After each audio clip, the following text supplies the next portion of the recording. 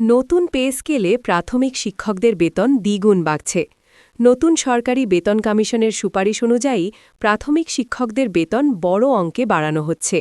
১৩তম গ্রেডের প্রাথমিক শিক্ষকদের বর্তমান বেতন ১১,০০০ টাকা থেকে প্রস্তাবিতভাবে ২৪,০০০ টাকা করা হবে, অর্থাৎ প্রায় দ্বিগুণ বেতনের সুবিধা পাবেন দেশের কোটি শিক্ষকেরা।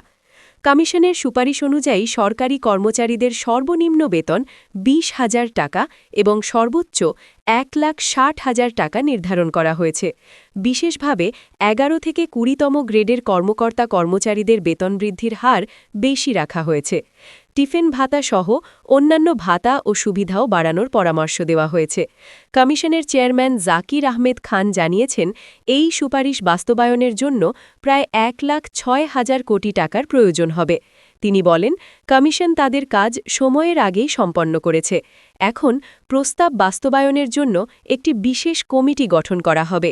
বিশেষজ্ঞরা মনে করছেন, সরকারি কর্মচারীদের এই বড় অঙ্কের বেতন বৃদ্ধির ফলে কর্মসংস্থানের মান উন্নত হবে, তবে বাজেট ও মূল্যস্ফীতি নিয়ন্ত্রণের দিকে নজর রাখাও জরুরি।